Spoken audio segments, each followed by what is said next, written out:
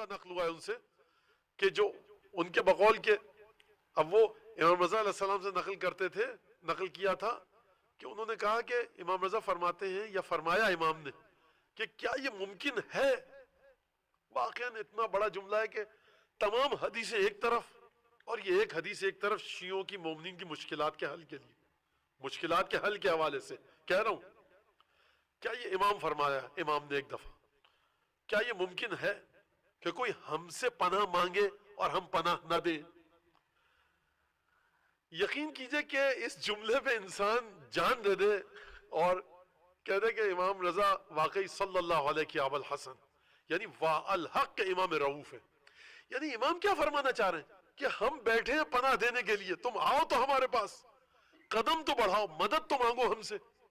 اور یقین کیجئے کہ مدد ملتی ہے، مدد ملتی ہے. تمام بچے بچیاں ہمارے جو سن رہے ہیں، نوجوان لڑکے لڑکیاں، خواتین مرد، مومنین مومنات، مدد مانگے امام رضا علیہ السلام سے، مدد مانگنا سیکھے امام سے. امام ہے. اور جب مامون کے سپاہی آئے امام رضا علیہ السلام کو لینے کے لیے کہ بادشاہ نے، خلیفہ نے طلب کیا ہے آپ کو مرو اور خراسان چلیے آپ ہمارے ساتھ، تو گھر میں امام اندر گئے تشریف لے کے، ایک گھر میں عجیب گریے کا عالم بپا ہوا، چیخنے کی اور رونے کی آوازیں باہر تک آئیں. لوگوں نے سبب پوچھا، کہا کہ میں نے ان سے کہہ دیا کہ اب جو میں جا رہا ہوں تو واپس نہیں آؤں گا.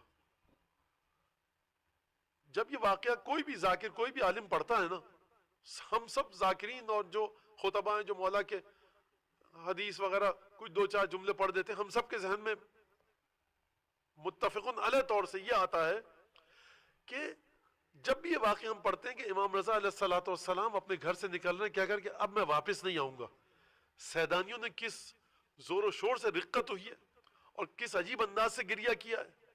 میں ایک جملہ کہوں گا امام رضا کی بارگاہ میں دونوں ہاتھوں کو جوڑ کر، مولا امام رضا آپ امام رؤوف ہیں، آپ کا حکم بجا لا رہا ہوں میں کہ مولا جب آپ اپنے گھر میں گئے تھے تو آپ کے بازو میں وہ تیر پیوست نہیں تھا جو علی اصغر کے گلو کو چیرتا ہوا آپ کے بازو میں پیوست ہوا تھا، آپ کا لباس لہو لہن نہیں تھا، آپ کے چہرے پر خون علی اصغر نہیں تھا. لیکن اس واقعے کو دیکھ کر ہم سمجھ سکتے ہیں کہ جب مولا حسین خیمے میں آخری رخصت کے لیے تشریف لائے ہوں گے تو بیویوں نے کس کوہرام کے ساتھ ماتم کیا ہوگا.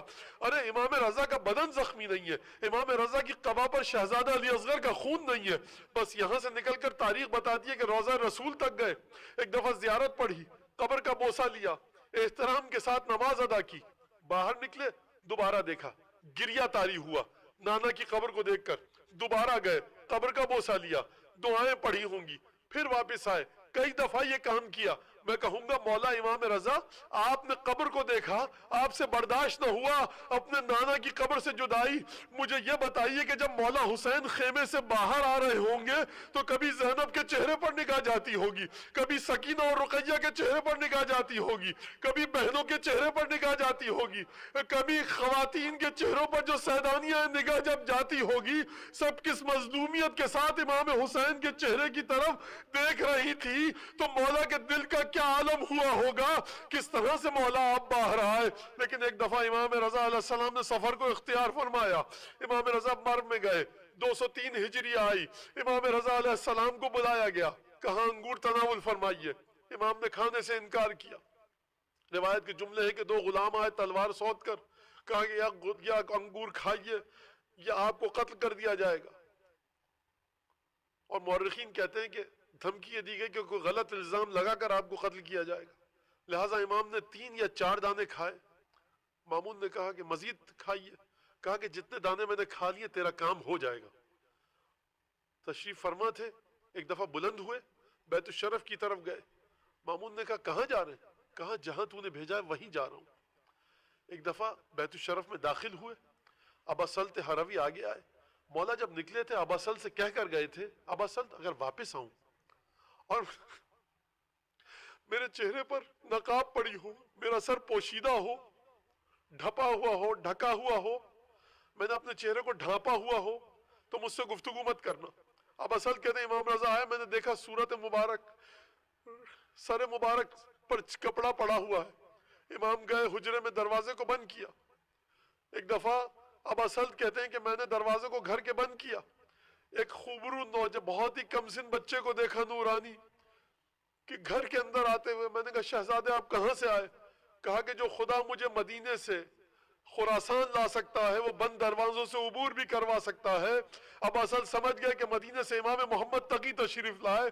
روایت کے الفاظ ہے کہ امام محمد تقی نے دروازہ کھولا، ایک دفعہ بابا کی خدمت میں گئے۔